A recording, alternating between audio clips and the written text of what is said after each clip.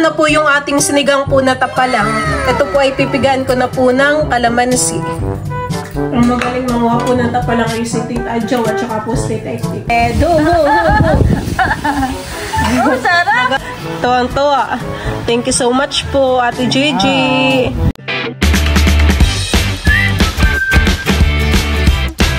What's up mga kamilot? Welcome back sa aking channel. Sa birthday's vlog po ay papunta po kami ngayon ni Bali sa dagat at kami po ay mamumukot. Kami po ay titingin po doon ng isda po na mabibili. Yan po mga kamilot at bali kami po ni Balay papunta na po sa dagat. Tara! At sabi po ni Tito Makoy ay meron daw pong namumukot.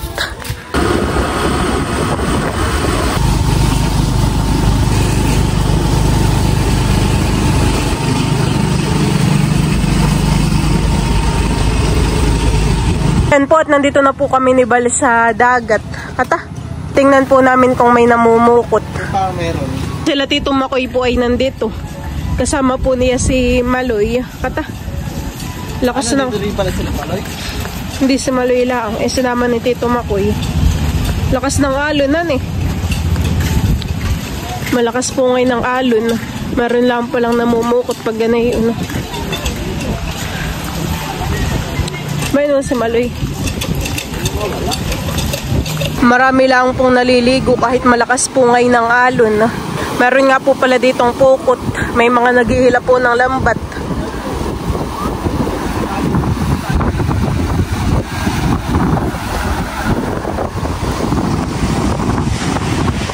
Lakas ng hangin. Maloy, sino kasama mo? Ha? Baka tikin nandito na. Diyan at si Bal po ay nakikihila na po diyan sa lambat. Sana naman po ay may mahuli. Nakisarap pag sa swimming. Tuwang-tuwa po ang mga bata.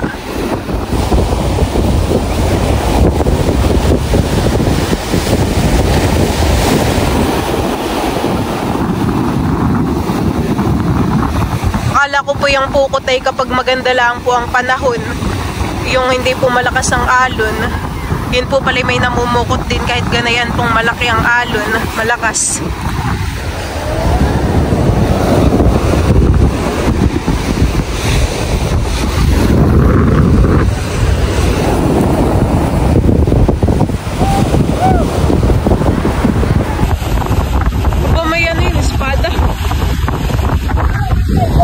Kanina po yung may namukot ay marami daw pong huli.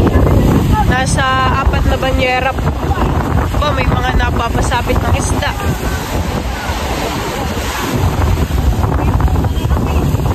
Malalaki daw po. Oo, nga.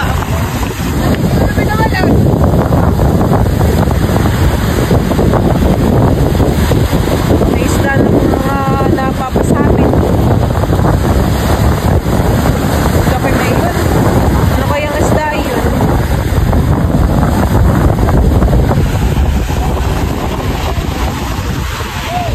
Sarap. Para mapili ka na rin ng aming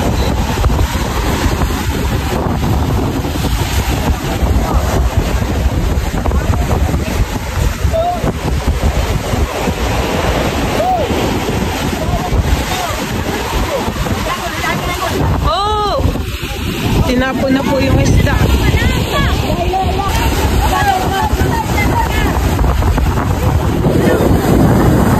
Nagkakagulo na po, nagkakagulo.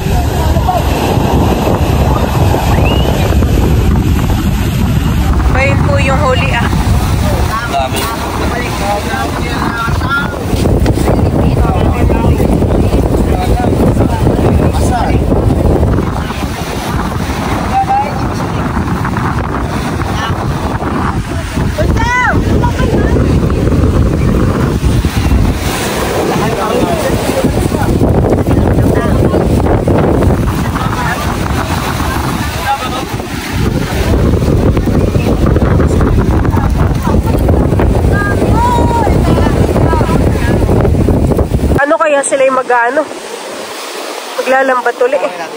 Sige.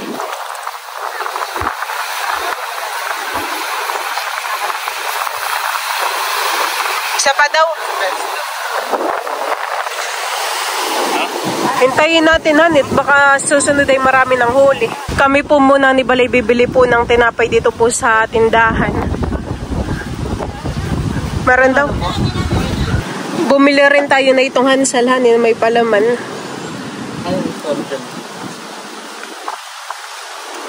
Maglalatag pa daw po ng isa. Ginawa naman dito. Ayan, at kami po ni Balay magkakape muna. Tapos ay bumili na rin po kami dito ng Hansel. Ang sarap naman ng hangin dito. Pang malamig. Si ate po ay nagbebenta ng tapalang. Saan po ito ate na kuha? Ano po ay sa Anibong. Ah, sa Anibong po. Kami po ay bibili ng isang plastic. Ito po ay masarap sinigang. Akala ko naman po ate binili po ninyo. Kayo po ay taga diyan. Bali yan po mga kamilot, at akala po namin ay sila kuya ay maglalambat po uli. Yun po pala ay tapos na. Sila po ay bayuhon na. Uwian na po. Sayang po at kami po ni Balay hindi nakabili ng isdahan eh. Akala ko talaga ay maglalambat pa. Yung pala ay tapos na. Naabangan pa naman po namin ni Bal. Buti na lang at kati may nabiling tapalang. Hani, tara. Maganda lang po yung kwentuhan namin ni Bal dun sa kubo. Yung pala'y tapos na. Itong tapalang ang ating maiisig ang hani. Tara.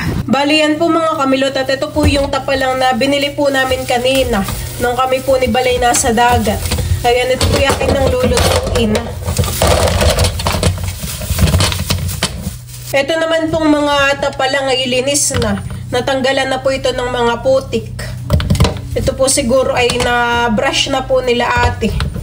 Hindi po yung katulad ng kahuhuli na puro putik. Ito po yung hugasan ko na laang. At lulutuin ko na po ngayon yan pong mga tapalang. Ayan, ako lang po ay maglalagay ng luya at saka po ng siling green. Tapos po ay ng kaunting asin.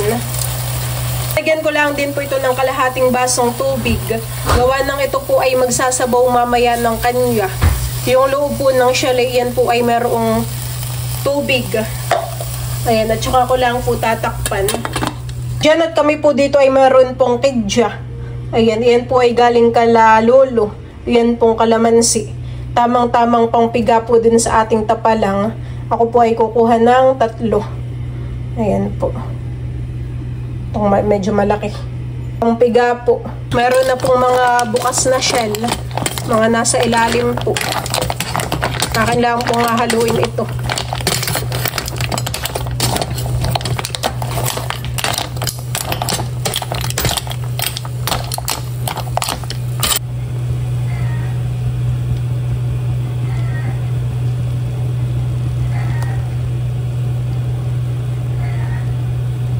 Ito na po itong ating sinigang po ng tapalang. Iyan naman pong tapalang ay napakabilis lang pong lutuin. Kapag po bumukas na iyang chalet, ibig sabihin po ay luto na. Yan, at ito na po yung ating sinigang po na tapalang. Ito po ay pipigaan ko na po ng kalamansi. Sarap po ng sabaw na ito. Kalahating baso lang po yung aking inilagay na sabaw ay pero ayan, nadagdagan po. Gawa po na ang tapalang. Diyan po mga kamilot, at kami po ay kakain na. Let's pray, Father, the Son, the Holy Spirit. Amen. Kain na na. Kain po tayo. Kami lang po ni Bal at saka po ni Idro ang kumakain. Gawa ng sina Mama, si Dudut, si Kim, si Papa po ay nasa birthday yan. Yun po, dito lang din po sa amin. Malapit lang po. Kain po. Pamangkin po ni Ate Maridel. Kain po tayo. Kain po tayo. Oh, sarap ng sabaw na ito. Bayan ko ka na. Sa makata dito. Sa hawin. Amoy na amoy yung luya. Tsaka kalamansi. Bayan nidro ang bangus.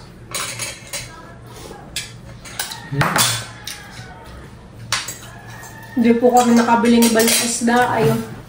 Kakaunti ang hulihan eh. Akala po namin talaga maglalambat pa. Pag tingin po namin ni Balaboy, dagalisan na. Sinampa na po yung bangko. Pero tinanong mo kay kuya ay ano daw han eh. Maglalambat pa. Baka siguro uminit na kaya hindi na sila naglakad. Nung nakaraan naman ay mainit. Naglalambat lang. O baka walang mahuli. Nakita ko kanina, malalaki na yung butas ng lambat nila. Parang nakakatakas. Sabaw, dito kamay ko. Sarap ano?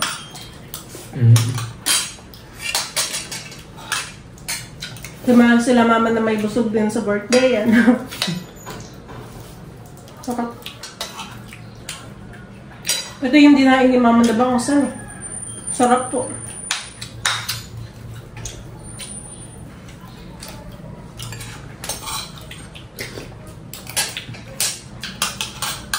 Ang magaling manguha po ng tapalang ay si Tita Adjaw at saka po si Tita Ektik.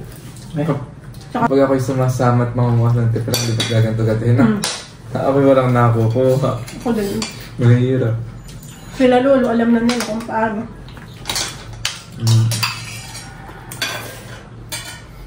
Dati kapag nagluluto, ay may lamang maliit na alimango. Sa ganito. Doon sa pinaganahan natin ng bubo. Doon na ang ganito. Bentang bangus ah. Ito yung tamang-tama din sa mga nagpapa-breastfeed. Pampagatas. So tayo po ngayon ay tulog.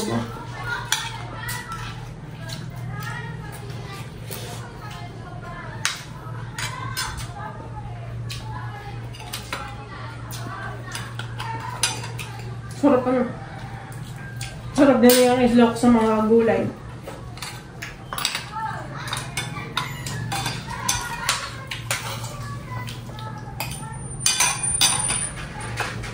Dami pa.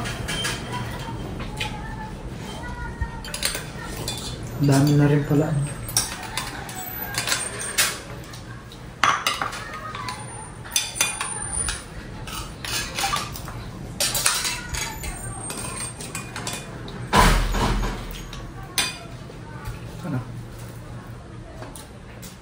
May subaw pa doon. Tingin ko. Malasa siya yan eh. Anong oras kaya ang bansi nila mama? Yung yata yung binyag at saka birthday. Yung merienda yata yung baka maya-maya pa yun. Diyan at si Teo po ay mayroong bisita. Yung kanya pong ninang Nerly at saka po ninang Seth. Namiss namin si Teo, kaya kami Wow! Tuwang-tuwa na naman po yan at may nagtatago niya sa kanya. Kakapilin ikaw? Oh, sabaw. Kilala mo na yan? Opo, naman. Ng kutsarita. Alam mo na kung ano ito? May kutsara na yan kanya. Oh, excited, Milot. Kaya nga po. Naka-excited. Sa ilong na napapapasok. Hey! Nagustuhan na po niya yung lasa po ng patatas. Dati na, akan eh. Oh, iyo. Wala may focus na nagwawala. Excited, mahal. Wow. Gustong-gusto po niya. Yan. Sarap. Hindi yan nagustuhan. Sarap.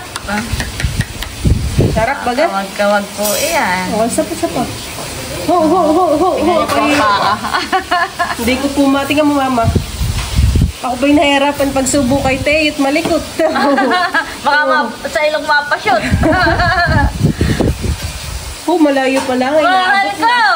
Napakalikot naman ng mahal ko Dito mo. Dito mo, mama. Oh, nagustuhan po talaga ni Han eh. Dati ayaw niya ng patatas. Teo, oh. Teo. Baby, Teo. natingin doon sa duyan at kuwan. Yung duyan ay ugoy-ugoy. Excited. Ho. Oh, sarap! Magano kakain po, Han eh. Oh.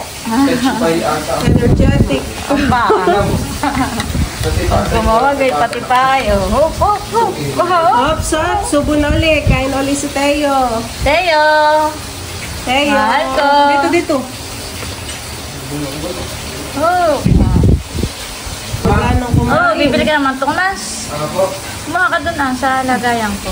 Kapag ayaw na po ni Isay na ng ulo. Doon sa may yung sa ibaba yung may Nagustuhan na niya ang patatas. Oh. Tapos na pong kumain si Teo. O, pabusog po yan. Matuwang-tuwa. Ay, sus, likod. Ko! Busog na po iyan. Po mga kamilot at baliya, unbox po namin iyang high dining chair po ni Teo. Iyan po ay galing po kay Ate Gigi. Ayan, thank you so much po Ate Gigi. At iyan po ay i-assemble po ni Bal para po nagagamit na ni Teo. Haning? Oo, para maiupo na natin siya.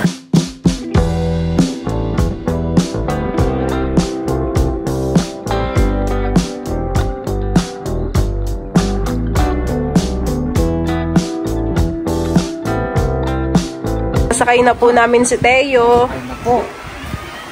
Abo. Oh, kakulay po ng damit ni Teo. Abo.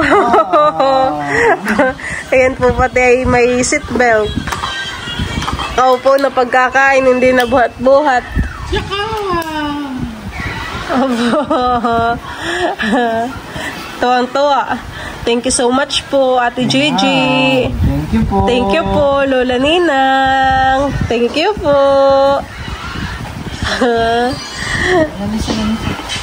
Ay, tikim pala pa. Ay, sus!